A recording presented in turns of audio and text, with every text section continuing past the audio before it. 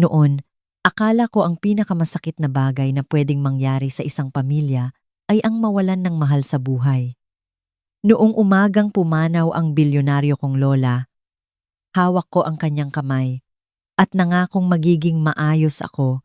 Pagagatipon ng gabi, nakaupo na ako sa isang silyang katad sa harap ng kanyang abogado. Nakatitig sa isang numerong, nagpatigil ng tibok ng puso ko. 15 bilyong dolyar. Iyon ang iniwan niya sa akin. Hindi sa tatay ko. Hindi sa madrasta ko. Hindi sa half-brother ko. Sa akin, hindi nagluksa ang tatay ko. Dumukwang siya paharap. Kalmado ang boses pero matalim. At sinabing, pipirmahan mo ang paglilipat niyan ngayong gabi. Tandang-tanda ko pa kung paano tila lumiit ang kwarto nang umiling ako. Hindi. Ang isang salitang iyon ang naging kapalit ng aking tahanan. Bago maghating gabi, nakatayo ako sa labas, bit-bit ang isang bag, itinakwil ng sarili kong pamilya. Pagdating ng umaga, binuksan ko ang dambuhalang gate ng mansyon ng aking lola sa pag-aakalang ligtas na ako. Wala akong kamalay-malay sa mangyayari kinabukasan o kung sino ang tatayo sa tabi ko kapag dumating na ang tatay ko para bawiin ang lahat. Bago ang lahat ng ito, ang buhay ko ay tahimik, iyong klase ng tahimik na madaling makalimutan ng karamihan. Ako si Stella, at sa abot ng aking alaala, ako ang pinakawalang halagang tao sa bahay ng aking ama.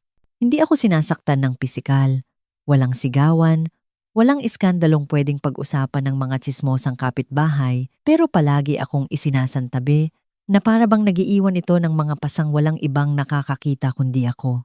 Ang tatay kong si Roberto ay laging nakatuon sa kontrol. Kontrol sa kanyang karera, kontrol sa kanyang imahe, kontrol sa mga tao sa paligid niya. Para sa kanya, ang pagmamahal ay isang bagay na kailangan mong pagtrabahuhan para makuha. Hindi ko iyon nagawa. Nagtrabaho ako sa isang simpleng opisina, nagbayad ng sarili kong bills at nanahimik.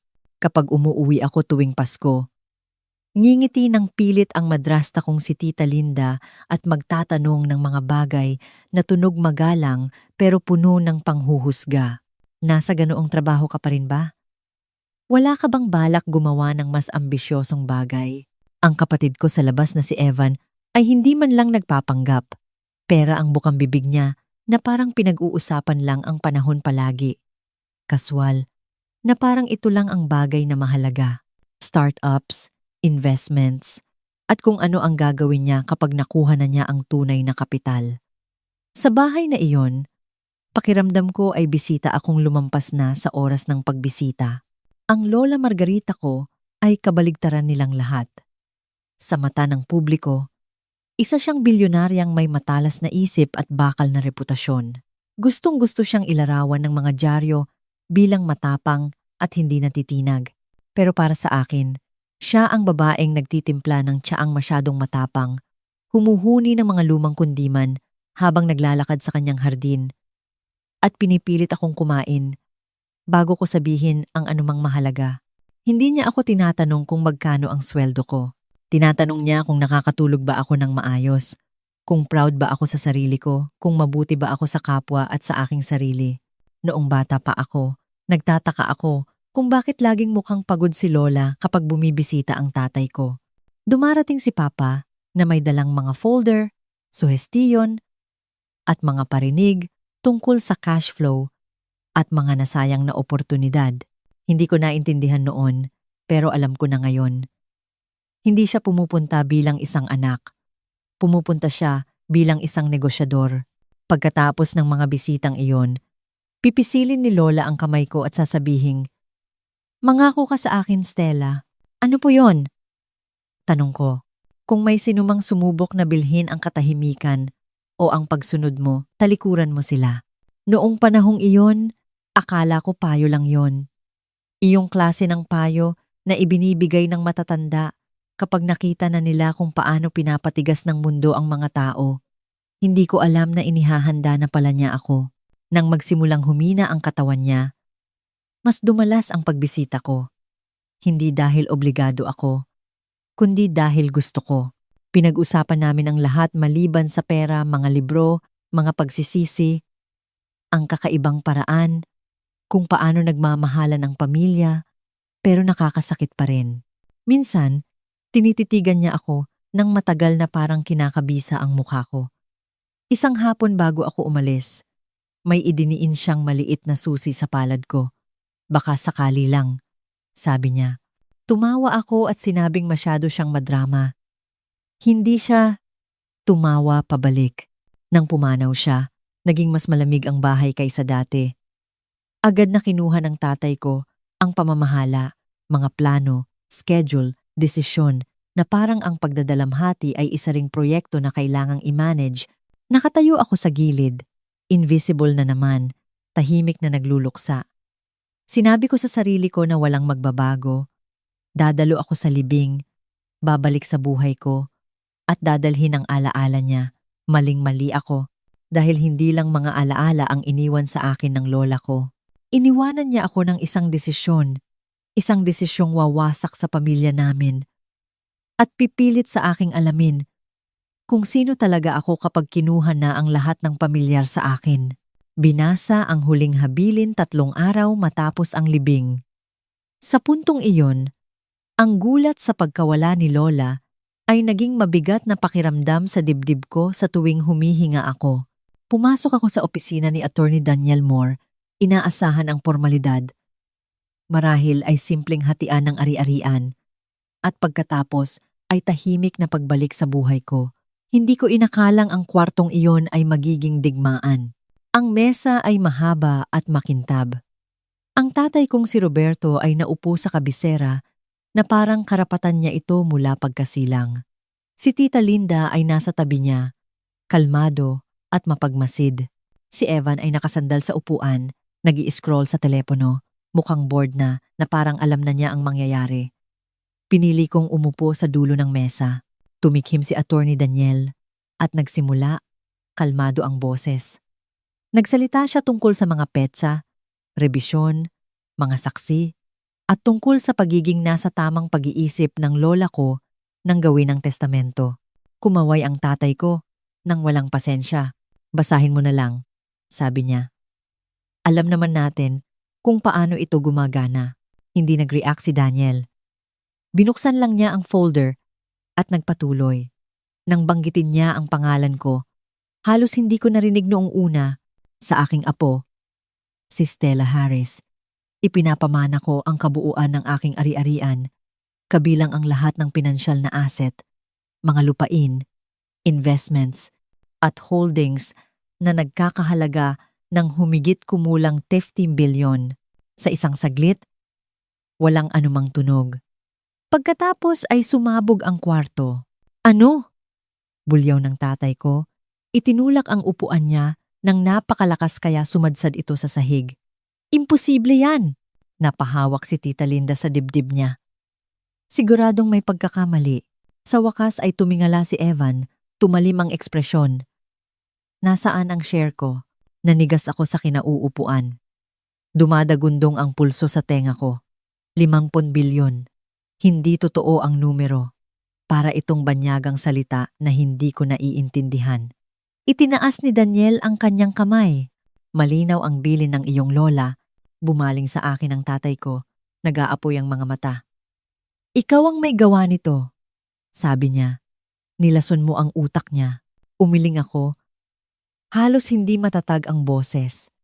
Hindi ko nga alam na pinalitan niya. Ang perang iyon ay pag-aari ng pamilyang ito, bulyaw niya. At ako ang dapat kumontrol noon. Ang salitang kontrol ay bumagsak ng mabigat. Dumukwang si Daniel. Miss Harris, tinatanggap mo ba ang mana tulad ng nakasaad?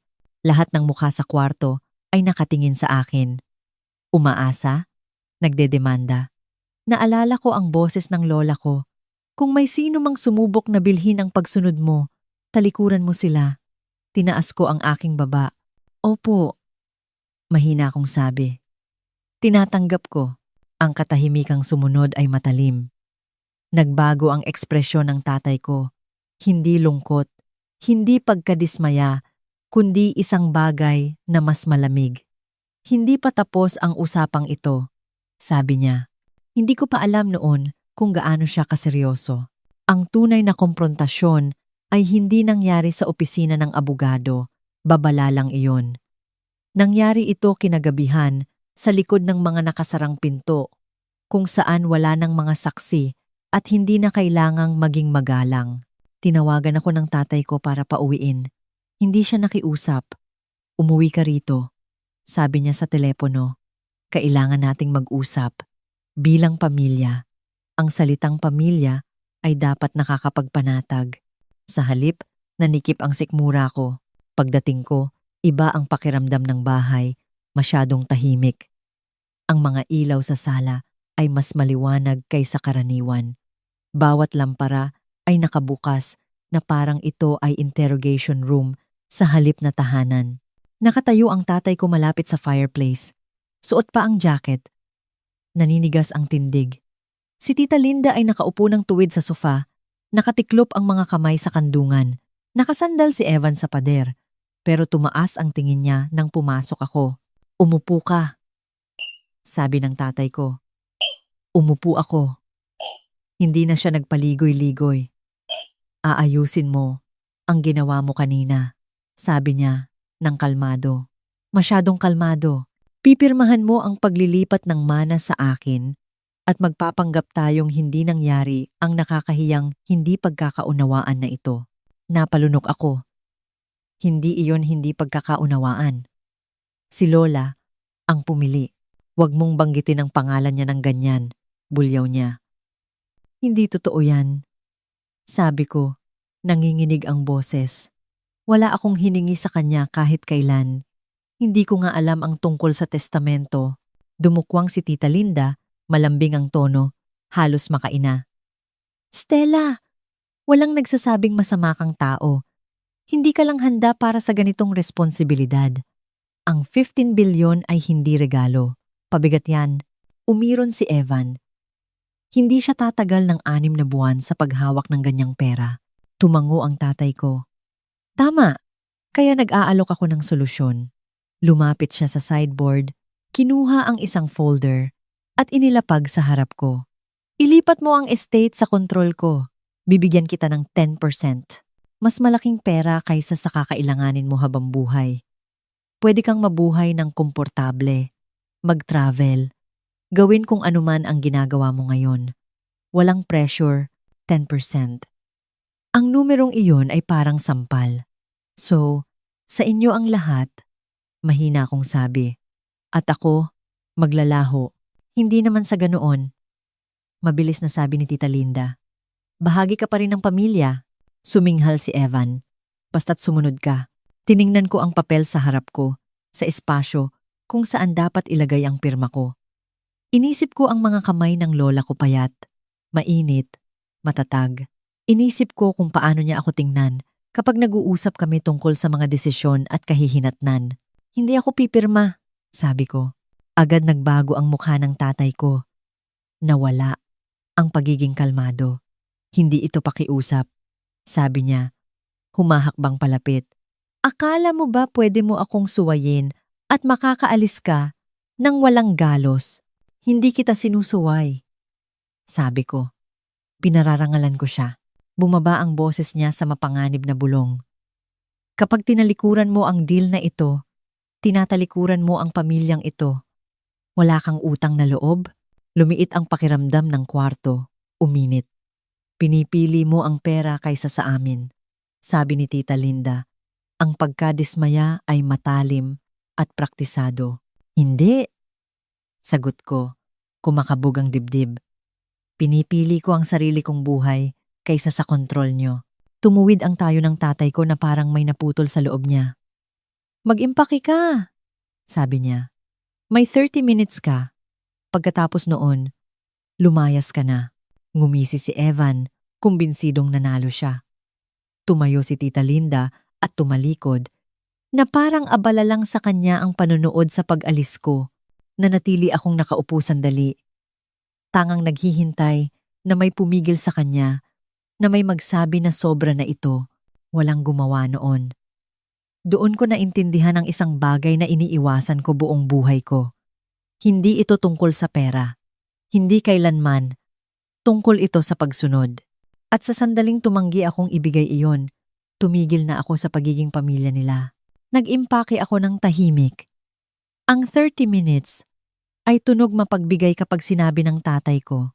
Pero iba ang takbo ng oras kapag na-realize mong binubura ka na sa sarili mong buhay.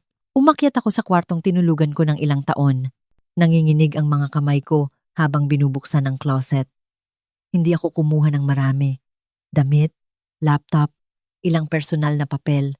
Iniwan ko ang mga bagay na biglang nawalan ng halaga, mga regalong napilitan lang ibigay. Sa ilalim ng drawer, nadampot ng mga daliri ko ang isang bagay na matigas at malamig. Isang maliit na susing tanso. Sandali ko itong tinitigan. Idiniin ito ng lola ko sa palad ko ilang buwan na ang nakararaan. Baka sakali, sabi niya. Isinilid ko ito sa bulsa ko. Naninikip ang dibdib, na parang nagnanakaw ako ng isang sagradong bagay. Pagbaba ko, hila-hila ang maleta ko. Naghihintay na ang tatay ko sa may pinto. Nakahalukip-kip siya. Pinalang ekspresyon. Nagkakamali ka, sabi niya. Tiningnan ko siya. Tiningnan ng maigi. At napagtanto kong hindi siya galit dahil nawalan siya ng anak. Galit siya dahil nawalan siya ng kontrol. Paalam. Dad, mahina akong sabi. Hindi siya sumagot. Binuksan lang niya ang pinto at tumabi. Sinalubong ako ng hangin sa gabi na parang pader, malamig, matalim. Humakbang ako sa porch. Mas mabigat ang bag kaysa dapat. Ang puso ko ay kumakabog ng napakalakas na akala ko ay masusuka ako. Sa likuran ko, lumutang ang boses ni Tita Linda. Huwag mong asahang aayusin namin ito mamaya. Sumara ang pinto. Hindi marahan. Ang tunog ay umalingaw-ngaw sa tahimik na kalye. Tinatapos ang isang bagay na alam kong hindi na maibabalik. Sa sandaling iyon, nakatayo lang ako doon. Walang bahay, putol ang ugnayan. Ang inheritance papers ay nasa bag ko. Nagkakahalaga ng higit pa sa kaya kong isipin pero walang silbi sa oras na iyon. Wala akong mapuntahan. Walang plano. Walang sasalong safety net. Maliban sa susi sa bulsa ko. Sumakay ako sa kotse at nagmaneho. Lumabo ang mga ilaw ng lungsod dahil sa luha sa mga mata ko. Hindi ko alam kung ano ang dapat kong maramdaman. Galit? Takot? Ginhawa? Pero karamihan ay pakiramdam ko'y blanko ako.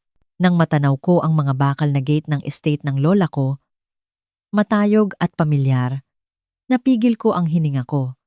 Nag-alinlangan ako bago iliko ang manibela. Ang lugar na ito ay palaging sa kanya mainit. Buhay, puno ng tahimik na tawanan. Ngayon wala na siya at dumarating ako hindi bilang bisita, kundi bilang isang taong wala ng ibang mapupuntahan. Pumasok ng maayos ang susi sa lock. Bumukas ang mga gate na may mabagal at mabigat na tunog na parang nagigising ang bahay. Nagmaneho ako sa mahabang driveway at pumarada sa harap ng mansyon. Madilim ang mga bintana. Humakbang ako papasok. Ang mga yapak ko ay umaalingaw-ngaw sa marmol na sahig. Amoy floor wax at lumang kahoy ang hangin. Nakakapagpanatag at masakit ng sabay. Tao po, mahina kong tawag. Sa isang nakakatakot na saglit, walang sumagot. Pagkatapos ay may boses mula sa dilim. Miss Stella. Napalingon ako. Nagulat nang makita ang isang matangkad na lalaking may pilak na buhok. Nakasuot siya ng maayos na suit at ang ekspresyon ay nagbago mula sa gulat patungo sa pagiging banayad. Thomas Reed, sabi niya. House manager ng lola mo. Kilala ko siya bilang Mang Ruben. Thomas. Tinamaan ako ng ginhawa, kaya halos bumigay ang tuhod ko. Akala ko mag-isa lang ako. Pag-amin ko, dahan-dahang umiling si Mang Ruben.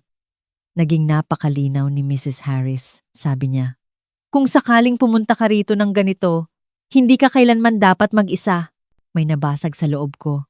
Sa unang pagkakataon ngayong gabi, nakatayo sa bahay na mahal ng lola ko, hinayaan ko ang sarili kong maniwala na baka lang, ang pagpapalaya sa akin ay hindi katapusan ng kwento ko. Ito ang simula ng isang bagay na hindi na kayang kontrolin ng pamilya ko.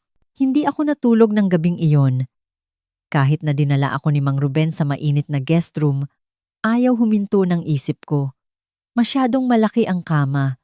Masyadong tahimik ang bahay.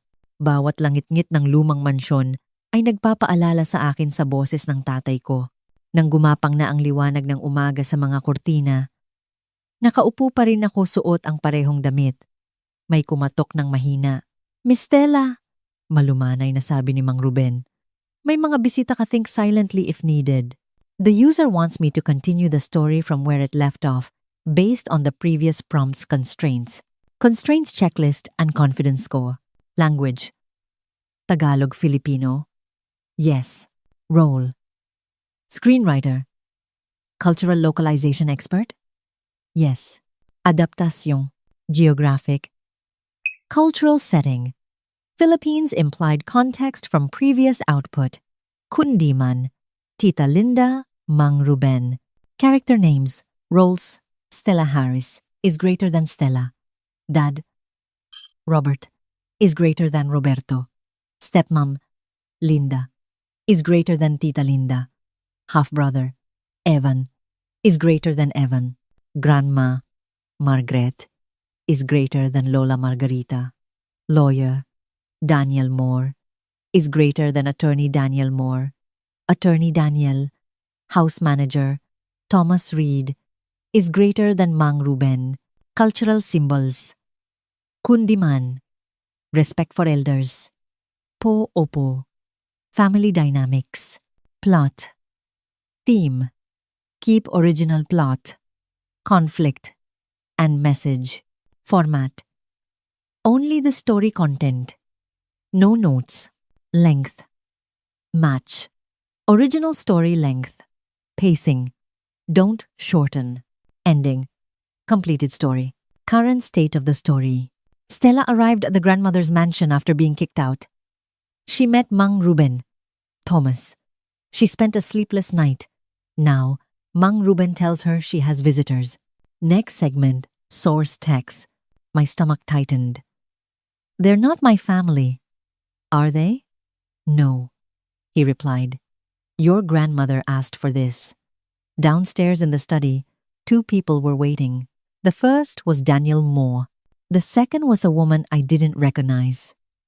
Grace Wilson. I oversee the Harris Family Trust. The video. Grandma's message. Protection.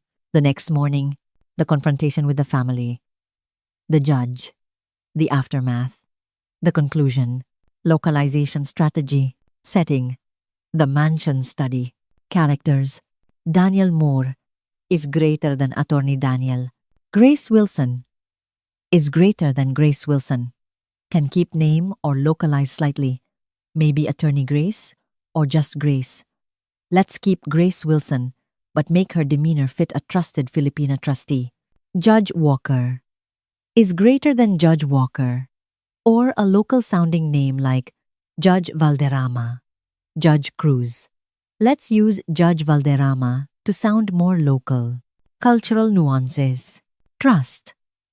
Family trusts exist in the PH, especially for wealthy families. Ayala, C, etc. level wealth. Video message.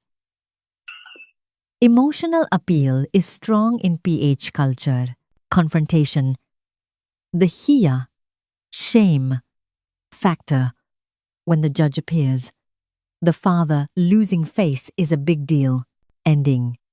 Emphasis on paninindigan, conviction, and helping others charity. Foundations are common for wealthy Filipinos to gain redemption or legacy. Drafting. Step by step, the meeting. Stella asks if it's her family. Ruben says no. She goes down, meets Daniel and Grace. Grace handles the family trust. The reveal. The trust is non-transferable. This is key. In PH law, testamentary trusts are valid. The grandmother protected her. The video. Lola speaks. Not just legal but emotional, explains why Stella, Stella treated people as kapwa, not leverage. The confrontation. Next morning, the family arrives. Robert, Linda, Evan. Dialogue. Arrogant father. Walang utang na loob. Vibes. Climax. The video is played for them. The judge appears. Judge Valderrama. Resolution. Legal harassment threat. Barangay. Court. They leave in shame. Aftermath. Texts from family. Gaslighting. Pamilya pa rin tayo. Resolution. Stella takes charge. Uses money for education. Legal aid. Very relevant in PH. Final reflection. Visit to grave. Undas or just a visit. Defining legacy. Refining the text. Tagalog. Stomach tightened. Nanikip ang sikmura ko. Study. Opisina. Library sa baba. Grace Wilson. Grace Wilson. Shield. Pananga. Protection. The confrontation. Father's car. Black sedan. SUV. Sports car. Typical affluent PH convoy. Dialogue. Ang kapal ng mukha mo. Walang hiya. Etc. need to be balanced with the original text's tone. Cold control versus emotional outburst. Judge.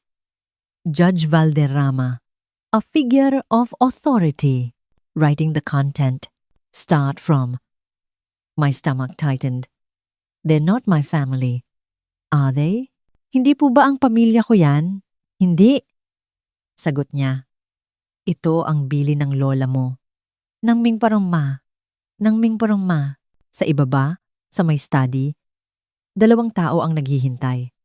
Ang una ay si Attorney Daniel, ang parehong kalmadong lalaki na nagbasa ng testamento. Ang pangalawa ay isang babaeng hindi ko kilala. Elegante, pero hindi agaw pansin.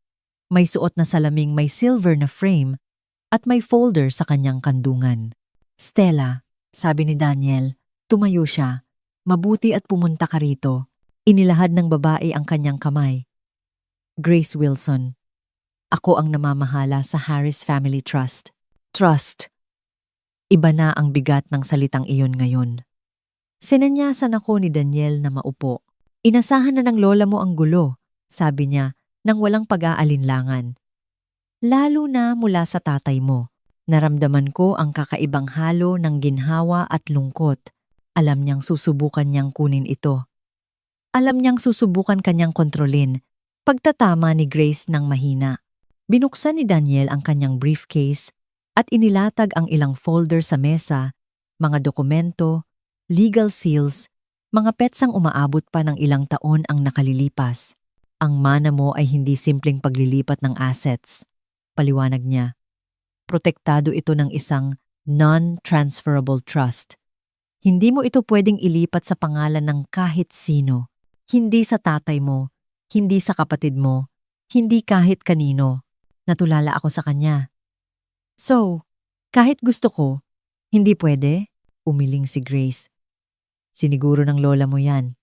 Ang anumang pagtatangka na pilitin ka ay magpapawalang bisa sa lahat ng habol nila. Nanikip ang dibdib ko. Ginawa niya ang lahat ng ito nang hindi sinasabi sa akin? Tumango si Daniel. Naniniwala siyang kung sasabihin niya sa'yo ng masyadong maaga, malalagay ka sa panganib. Pagkatapos ay dumukot ulit siya sa briefcase at naglabas ng isang maliit na flash drive. May isa pa. Tahimik na isinara ni Mang Ruben ang pinto ng study habang ang screen sa pader ay umilaw at nabuhay. Lumabas ang lola ko. Nakaupo sa paborito niyang silya, tuwid ang likod. Malinaw at matatag ang ekspresyon. Stella? Apo, sabi niya.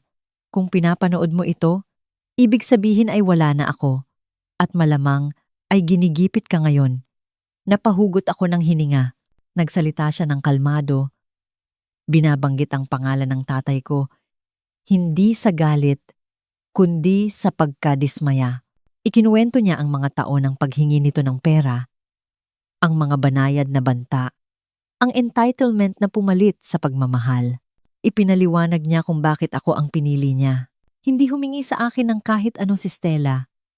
Sabi niya, nagpupunta siya rito. Nakikinig siya. Tinatrato niya ang mga tao bilang tao, hindi bilang kasangkapan. Natapos ang video.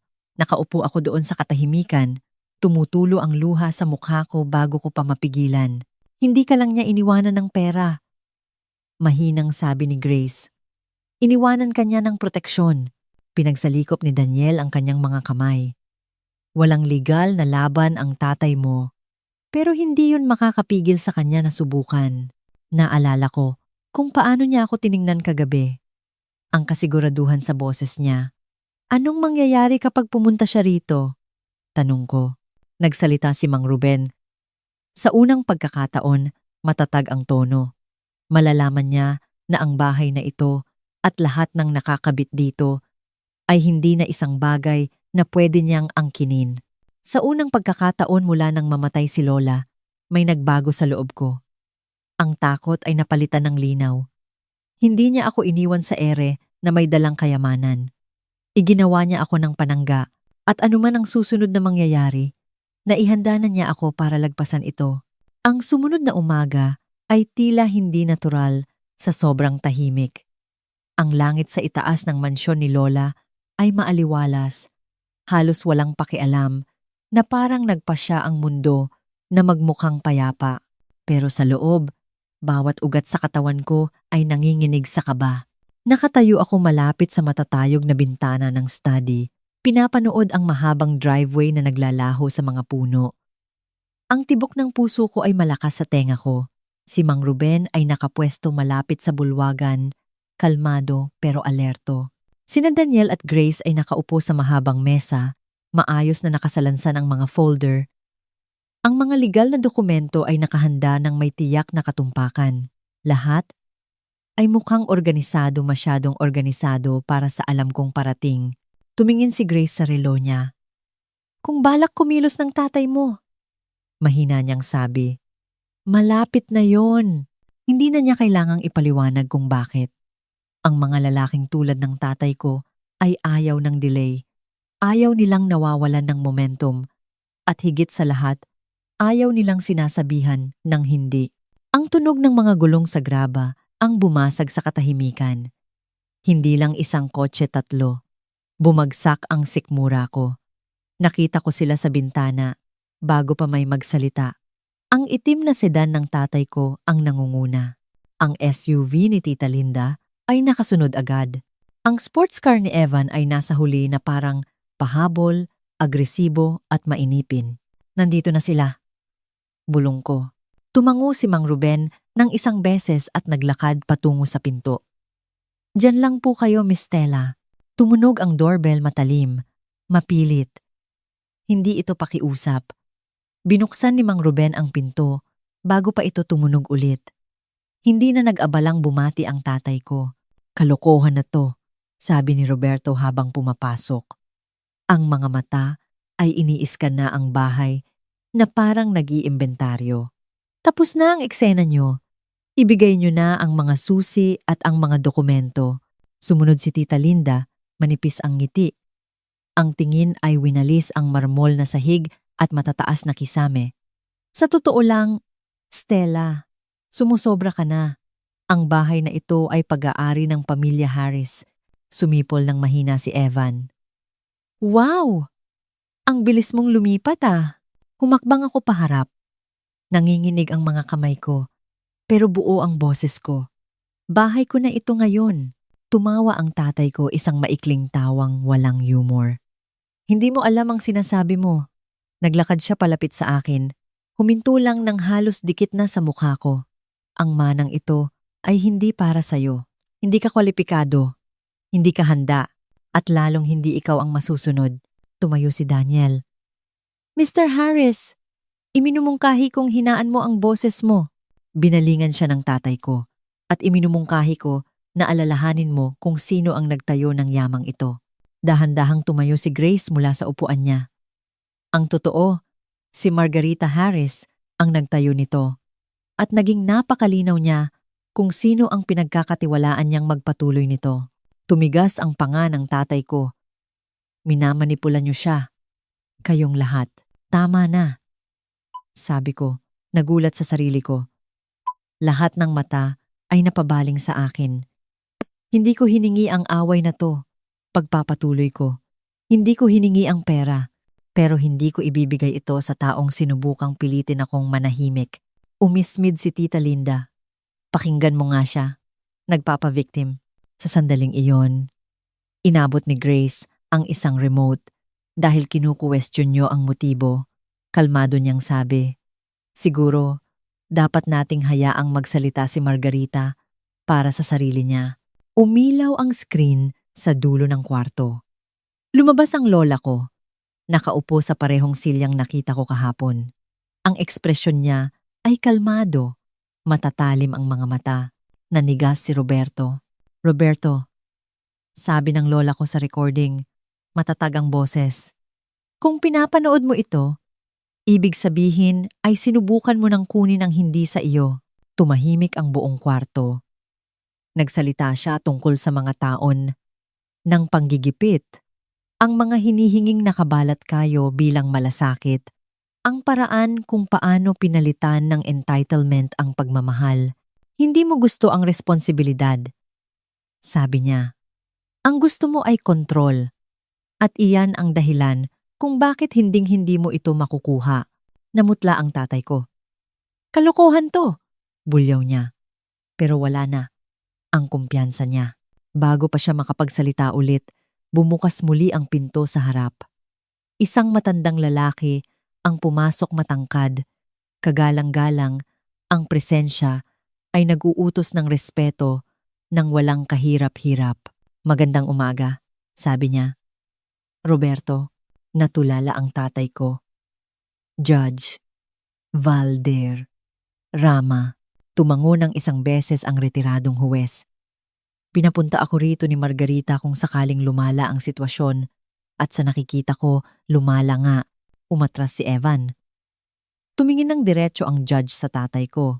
Ang anumang karagdagang pagtatangka na takutin o pilitin si Stella ay ituturing na legal harassment. At dahil sa istruktura ng trust, wala kayong karapatan sa mga assets na ito. Sa unang pagkakataon, walang masabi ang tatay ko.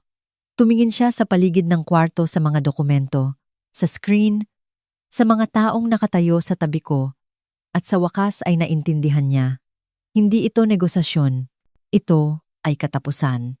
Nang walang ibang salita, tumalikod siya patungo sa pinto. Sumunod si Tita Linda, basag ang kanyang composure. Nag-alinlangan si Evan. Tapos ay padabog na lumabas, kasunod nila. Sumara ang pinto sa likod nila. Mabigat at pinal, bumuntong hininga ako. Nang hina ang mga tuhod ko, ipinatong ni Grace ang kamay niya sa balikat ko. Ginawa mo ang eksaktong inaasahan ng lola mo na gagawin mo. Tumango ako, lumalabo ang paningin ko dahil sa luha. Dahil sa sandaling iyon, may napagtanto akong malalim. Hindi nanigas ang tatay ko dahil nakakita siya ng kapangyarihan. Nanigas siya dahil na-realize niyang nawalan siya nito. At hindi na ako takot sa kanya. Ilang sandali matapos silang umalis, walang nagsalita. Iba na ang pakiramdam ng mansyon. Hindi mas tahimik, kundi mas magaan na parang may mabigat na bagay na inalis sa mga pader nito. Nakatayo ako sa gitna ng kwarto. Mabilis pa rin ang tibok ng puso, inuulit-ulit sa isip ko ang mukha ng tatay ko. Ang gulat, ang hindi paniniwala. Noong naisip kong hindi niya maipapanalo ang laban na ito, akala ko ay magbubunyi ako. Sa halip, nakaramdam ako ng kahungkagan. Sinimulan ni Daniel na ligpitin ang mga nagkalat na dokumento. Hindi nagmamadali ang galaw. Nanatili si Mang Ruben sa may pinto. Relax na ang tindig sa unang pagkakataon ngayong umaga. Hindi sila titigil sa pag-atake sa emosyon mo. Malumanay na sabi ni Grace. Pero sa legal na usapan, tapos na ito, na parang sinadya. Nag-vibrate ang cellphone sa kamay ko. Isang mensahe mula sa tatay ko. Hindi mo kailangang gawin to. Pamilya mo pa rin kami. May sumunod agad. Hinahayaan mong lasunin ng ibang tao ang utak mo laban sa sarili mong kadugo. Tinitigan ko ang screen, naninikip ang dibdib ko. Ilang oras lang ang nakalipas, sinubukan niyang kunin ang lahat sa akin. Ngayon, gusto niyang baguhin ang kwento, palabasin na siya ang nasaktan. Hindi ako nag-reply. Sa sumunod na mga araw, tuloy-tuloy ang dating ng mga mensahe. Ang iba ay malamig at puno ng banta. Ang iba ay biglang naging mainit, puno ng nostalgia at piling alaala. Nagpadala si Tita Linda ng mahahabang nobela tungkol sa pagpapatawad. Sinubukan ni Evan ang ibang diskarte. Nagpaparinig tungkol sa business ideas at mutual benefit. Binaliwala ko silang lahat. Sa halip, nag-focus ako sa ipinagkatiwala sa akin ng lola ko. Ipinaliwanag sa akin ni Daniel ang mga legal na responsibilidad. Ipinaliwanag ni Grace ang istruktura ng trust at ang mga proteksyong inilagay ni Lola. Nakinig ako, nagtanong, nag-take down notes. Sa unang pagkakataon, hindi ako umaatras sa responsibilidad. Hinaharap ko ito. Sa mga gabi, naglalakad ako sa hardin ng mansyon. Tinatahak ang mga daan ng gustong-gusto ni Lola. Halos naririnig ko ang boses niya na nagpapaalala sa akin na tumayo ng tuwid, huminga, at mag-isip ng malinaw bago mag-react. Na-realize ko noon na hindi lang niya ako pinrotektahan mula sa pamilya ko. Binigyan niya ako ng pahintulot na piliin ang sarili ko. Isang hapon, habang tumatagos ang sikat ng araw sa matataas na bintana, nakapagdesisyon ako. Ipinatawag ko sina Daniel at Grace sa study at sinabi sa kanila ang gusto kong gawin. Ayokong umiral ang kayamanang ito para lang patunayan na mali ang ibang tao, sabi ko. Gusto kong magkaroon ito ng saysay. Lumambot ang mga mata ni Grace. Magugustuhan yan ng lola mo. Sa unang pagkakataon, mula nang mamatay siya, nakaramdam ako ng kapayapaan. Tapos na ang gulo. Ang nasa harap ko ay hindi paghihiganti o tagumpay. Ito ay responsibilidad at pagkakataong bumuo ng isang bagay na hindi kailanman naintindihan ng pamilya ko. Ilang linggo ang lumipas, nakatayo ako ng mag-isa sa hardin ni Lola. Sa parehong lugar kung saan siya madalas umupo kasama ang isang tasa ng tsaa tuwing hapon, pinapanood ang pagbabago ng liwanag sa mga rosas. Hindi bumagal ang mundo pagkatapos ng lahat ng nangyari. Tuloy ang mga meetings. May mga pinipirmahang papel. May mga desisyong naghihintay. Pero sa loob ko, may natagpuan na akong katahimikan. Sa mahabang panahon, naniwala ako na ang pamilya ay nasusukat sa dugo at obligasyon.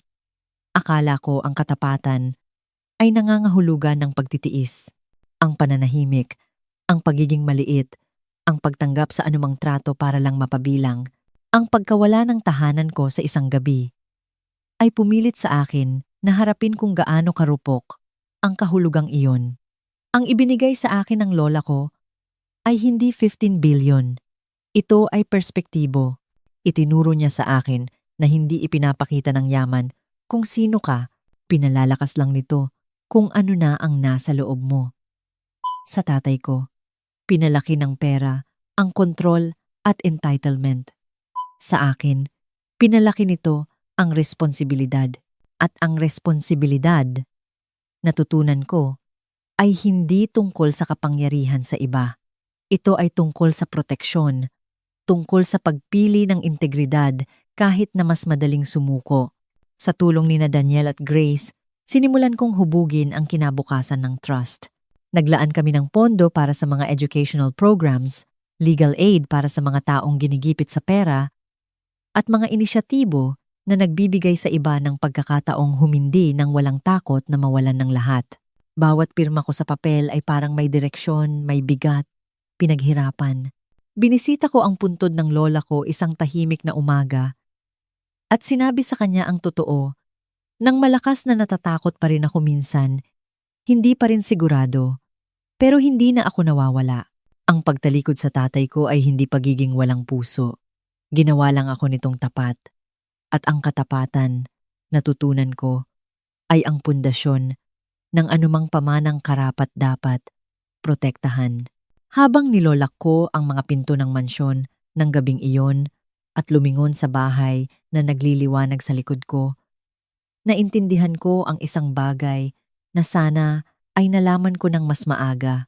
Hindi mo utang ang kinabukasan mo sa mga taong nagdedemandang manahimik ka.